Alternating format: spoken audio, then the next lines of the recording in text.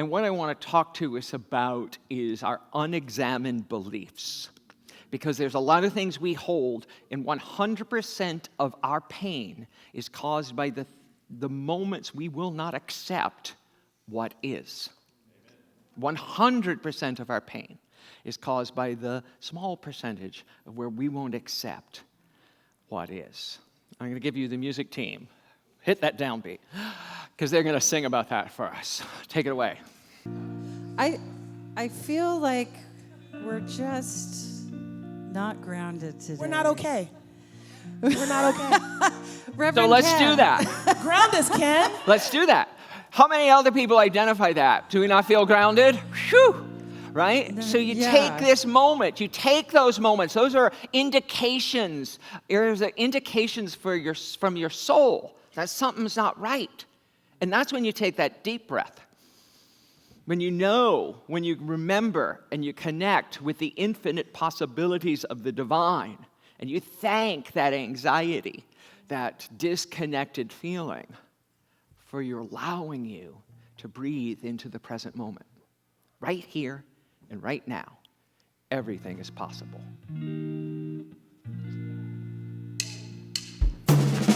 Woke up to a world that is changing.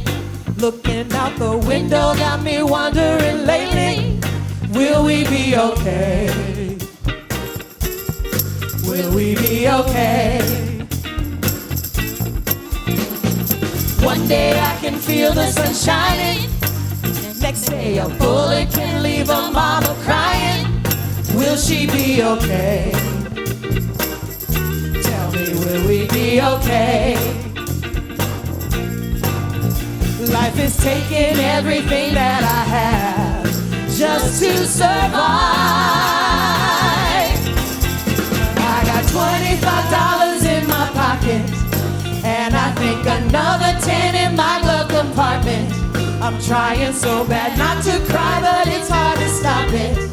But I know all of my good surrounds me, I got this, so I'm gonna be okay. I'm gonna be okay.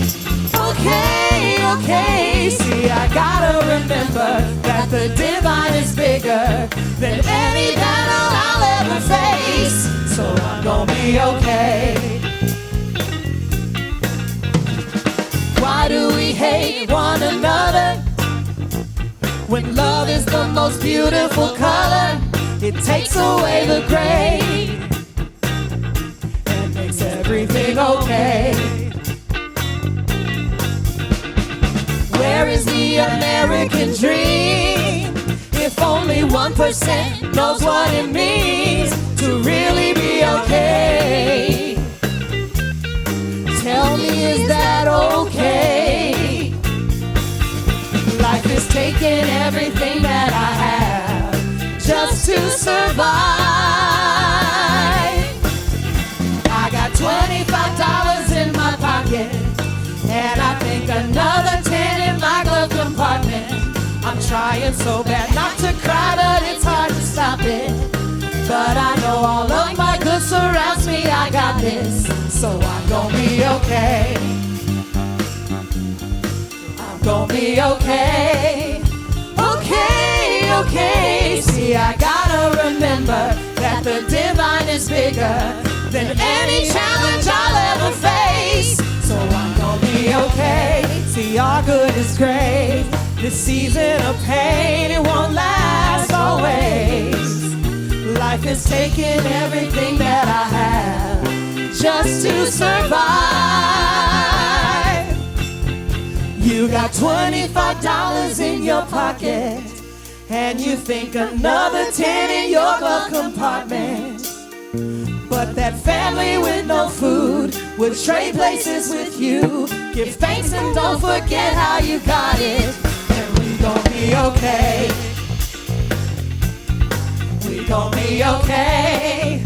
Okay, okay. See, we gotta remember that the divine is bigger than any battle we ever face. So we're gonna be okay. We gon' be okay. And you gon' be okay. gonna be okay. Okay, so we gonna be okay. Thank you. Unexamined beliefs, as I said earlier, are the key to all of our pain, but it's also the key to all of our confusion. We feel this discontent because we feel like things shouldn't be this way. We've gotten to this point in our life. We've said all the prayers. We've done all the work. We've got the education. We've retired from the workforce, and still we feel this anxiety, this frustration, this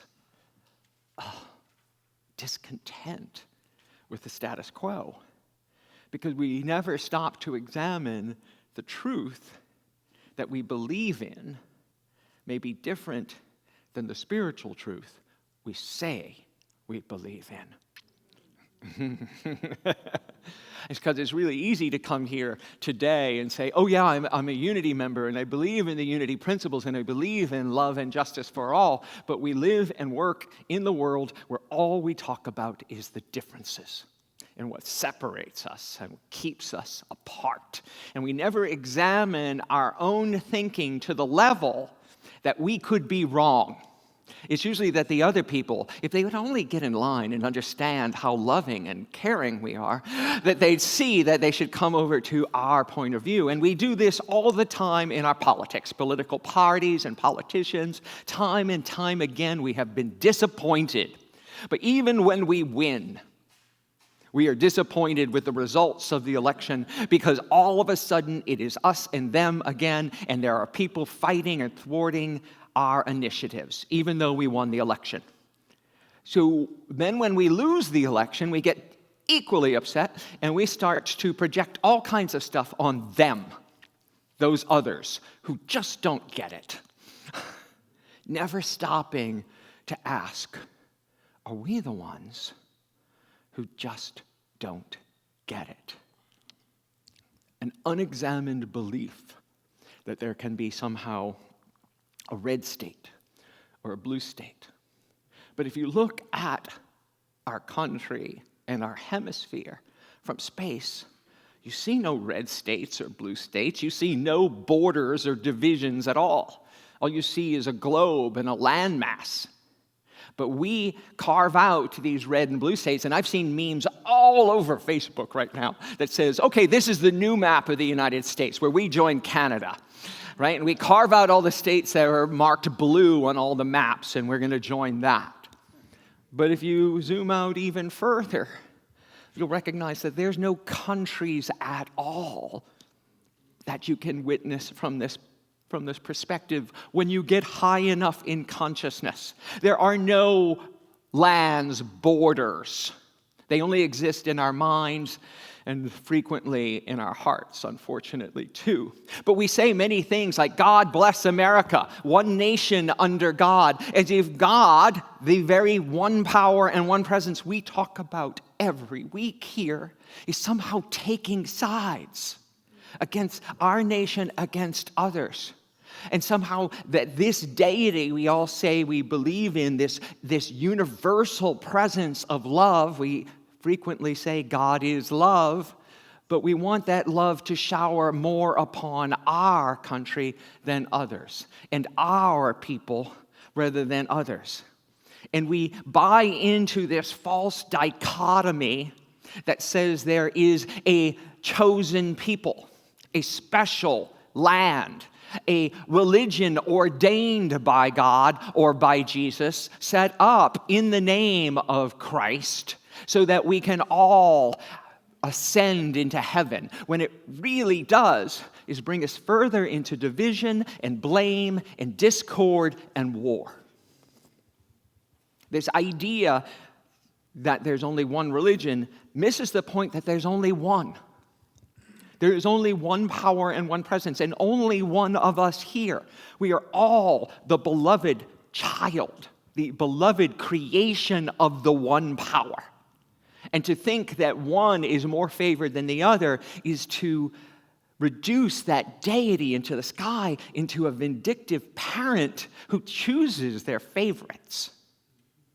And that's not the God that I came here for. But we all do this, myself included.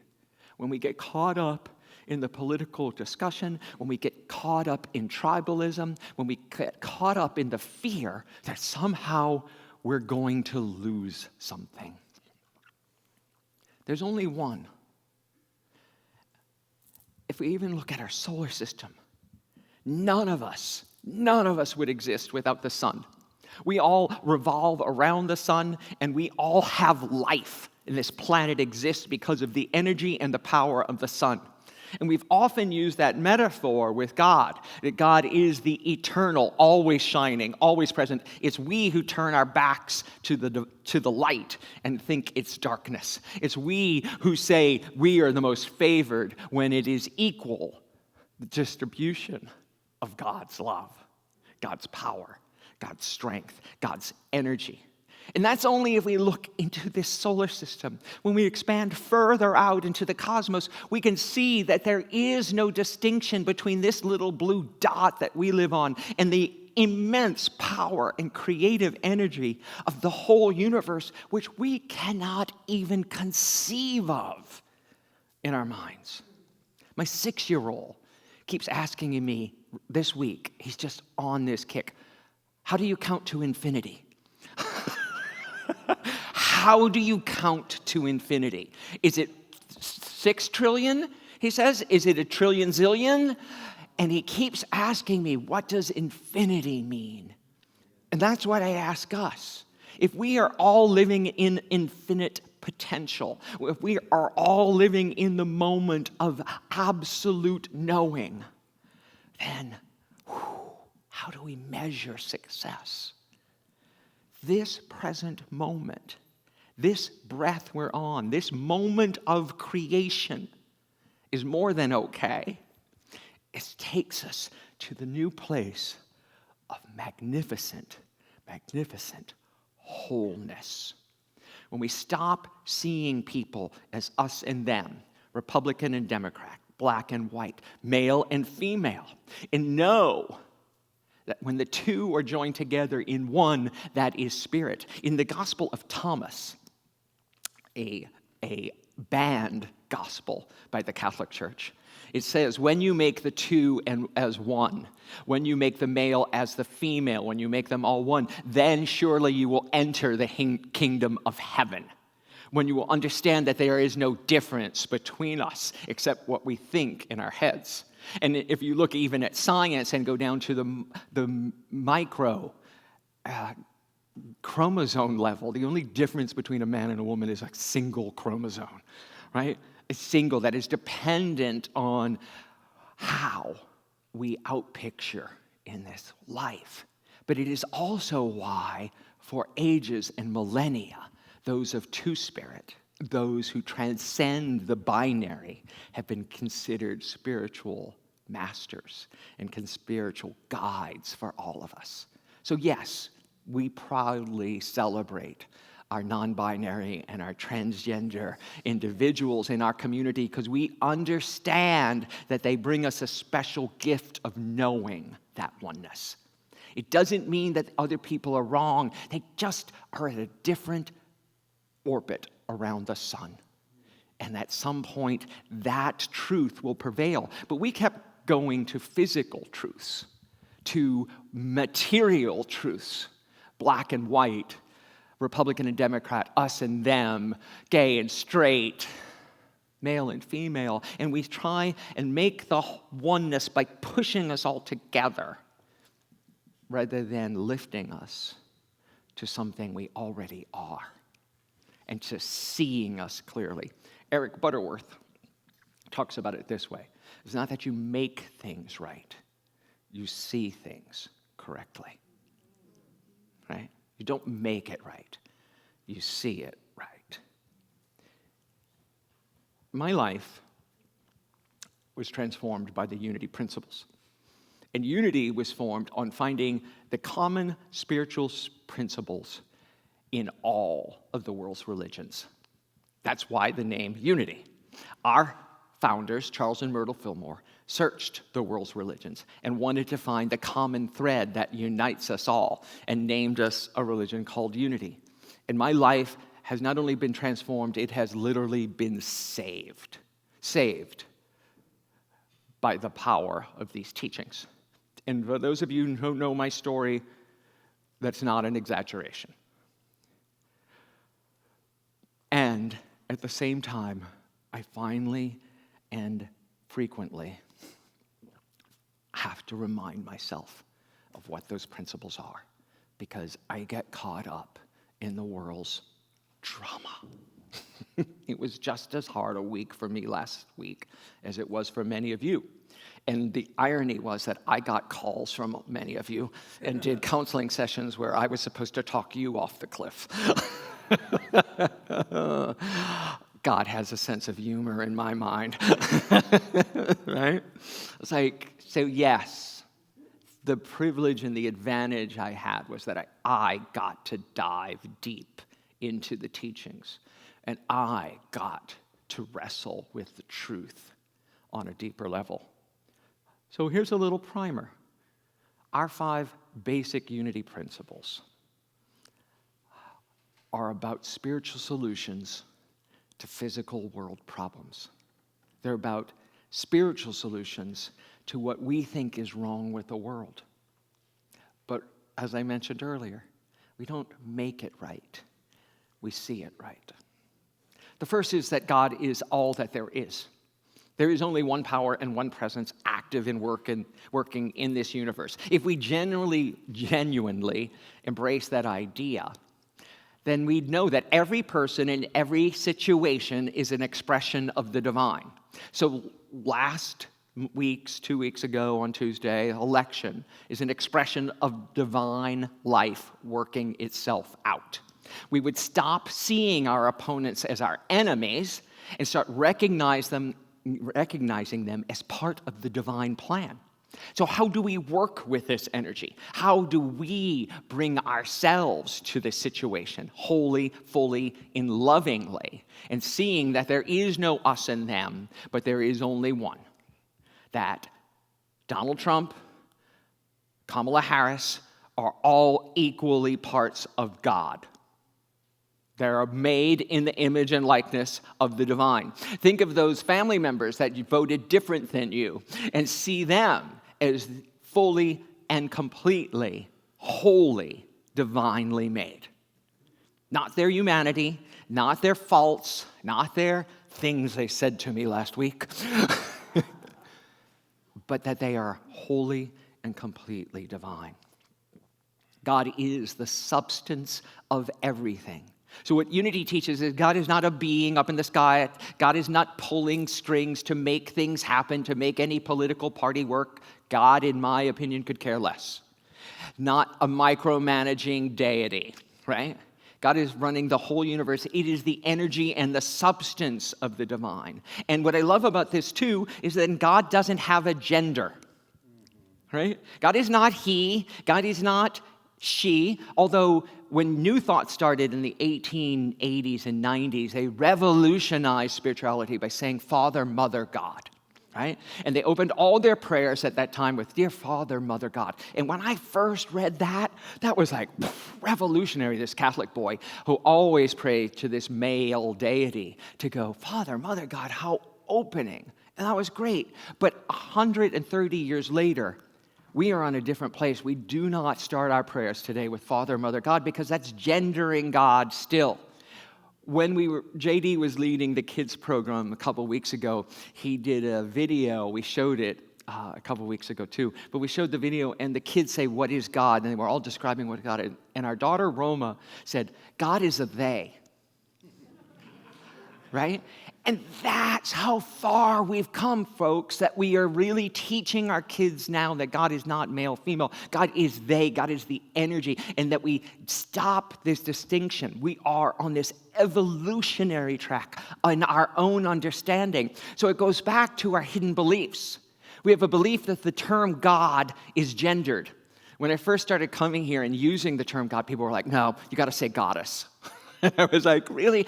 For me, I understood, because God for me ceased to have a gender attached to the name. But for many of us, we're still wrestling with that.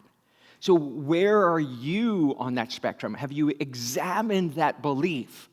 that God somehow is gendered, or that God is going to intervene and play along with our earthly dramas. I had a friend recently when I was in Atlanta want to talk to me, and she said, so here's the hypothetical, Ken. There's a bus driving towards a cliff filled with school children. Can God stop the bus from going off the cliff? Anyone have the answer to that, right? And I said, well, it depends on what your definition of God is.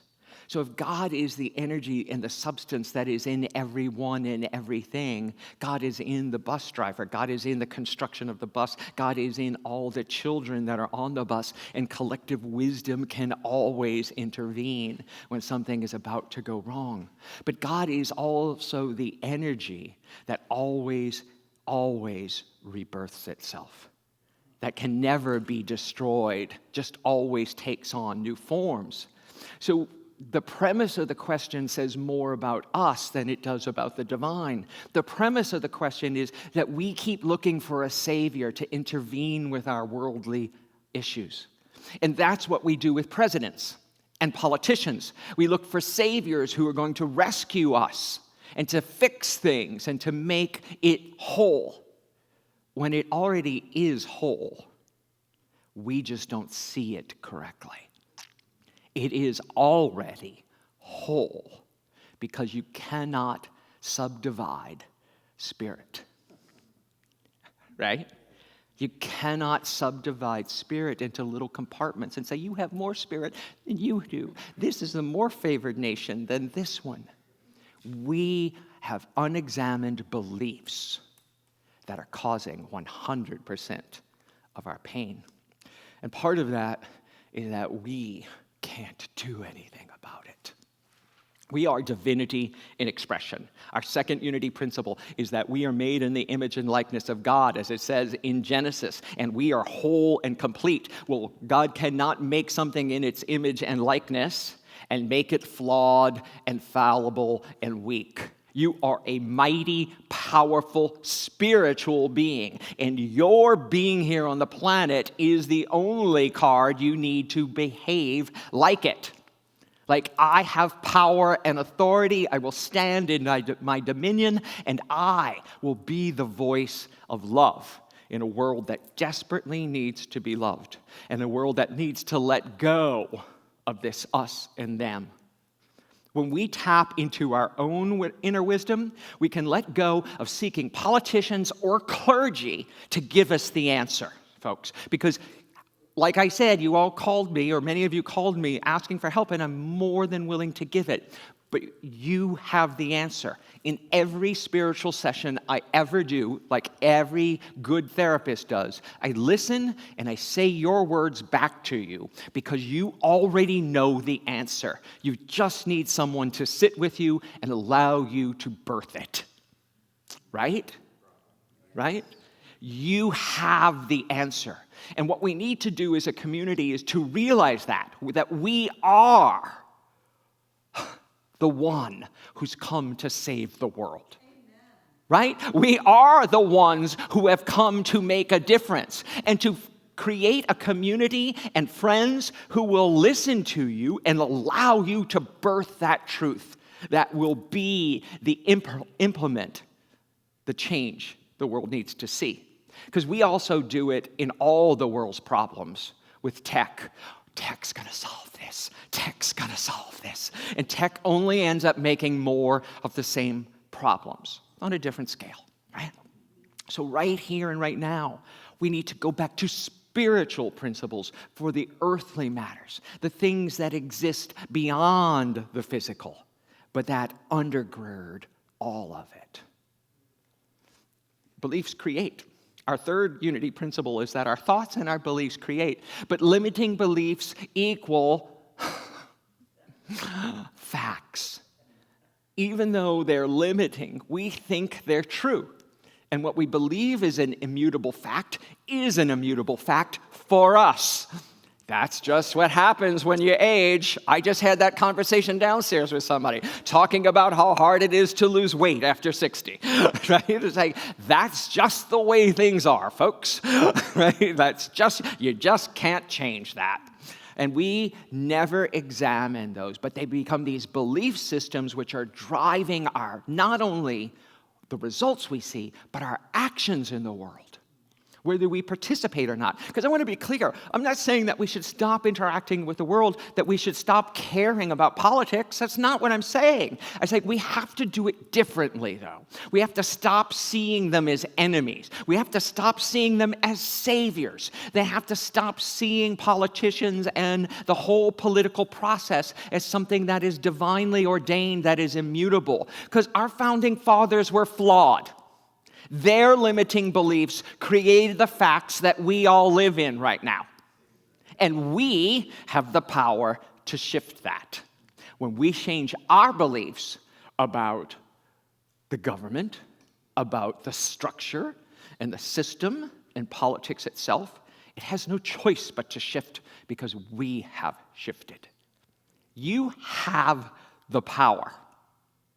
It may not have felt like it last week, but you have the power to make this different. I have the power to make it different. And that is a monumental understanding that shifts everything. Then, I'm not a minister to this community. I'm a minister to the world. Right? I'm not a minister to the people who believe like I believe. I'm a minister for all humanity. Your playing small does not serve the world, Reverend Ken. You were born, made to make a difference. And that's what all of us are called to do, to make a profound difference in the world by changing our limited beliefs into the true spiritual power of what's possible in the world. And our greatest tools for that are prayer and meditation. It is our fourth principle that we use prayer and meditation to align ourselves with that highest knowledge. And it is not something that we should just do as an afterthought. It is what we should build as our largest and most potent and powerful tool in our toolkit, to stop and take time to pray and to meditate, because in the truth, in the understanding of that, we shift everything. We shift everything. I want to go back one slide. I'm going to come back to this. I was with you online, many of you online, after last week's service and after the pain. What I noticed, and what I noticed in my colleagues too, all ministers sitting around Unity Village and all of my friends online, is that we kept projecting what's going to happen. We were sitting here in the moment, in this moment, projecting all the awful things that were going to happen because of the election. Awful things that were going to happen to us, to our friends, to our loved ones, to our country, to the world, all of it. And we teach what? That we are a positive path for spiritual living. We teach positive thinking. And all I could hear from all of us, including my colleagues and myself, was, oh shit. We're doomed. We need to hear ourselves.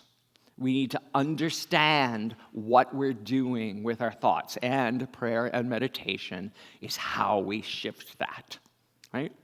There could be no greater examples and no greater avatars of this than Jesus of Nazareth, who prayed constantly, who you think the world is dysfunctional and think bad things are happening, lived 2,000 years ago in Jesus' time in Palestine, and where the nation of Israel was totally persecuted, and they ran out of wood as they were crucifying Jews. And tell me that things were not bad then, right? Think about the Buddha, who spent all of his time in meditation till he could shift and make a change that changes a majority of the world. Right? Think about Mahatma Gandhi, who used prayer, meditation, peaceful, loving actions as a way to free billion people on the subcontinent of Asia. Think about Dr. Martin Luther King Jr., who used prayer, who used his pulpit to make a change in the world. And then tell me that prayer and meditation do not change the world. They are the tool we should always be using to change the world. Can I get an amen on that? Right? And then our last principle is that it's not enough to know all this. We actually must take the action. We must take the physical steps. We must embody this teaching and move into action in the world. But moving into action in a different way, in a way that does not limit us or pigeonhole us or keep us from us and them. I'm saying our most transformative actions start from within, and we engage in the world changed. It has no choice but to shift. Now, I know this isn't easy. I know the sadness that many of us have felt over the unfairness that in a nation conceived on the premise that they wrote men, but I'm going to say that all people are created equal, is never, ever lived up to that premise. But that doesn't mean that the premise is false. It just means that we have to shift. We must step beyond politics as usual and embrace the spiritual principles that can actually transform this nation, this world, and start with ourselves. Because what we've been doing doesn't work. Remember, we are the first recipients of anger and hatred. Even though we think we're directing it outwards towards someone else, we swallow it, and we live in it and bask in it. And you can never, ever change the mind of someone who can feel your inner contempt. Love is the only thing that will change that. So let's take this moment as we innovate and try something new to seek spiritual solutions from a different place than we've ever looked before, from our own internal wisdom, and create the world that works for everyone. No exceptions and absolutely no exclusions. Our conservative Republican relatives, our liberal crunchy granola relatives, our apolitical, it doesn't matter if our vote or not, relatives who I have more trouble understanding. Those are the bridges we need to build spiritually, emotionally, mentally, so that we can shift and create this world. For years, decades, centuries, millennia, we've put our faith in politicians. They have constantly failed us. Let's put our faith in God, in spirit, in the inner wisdom that we all live in, and know that the solution resides within us.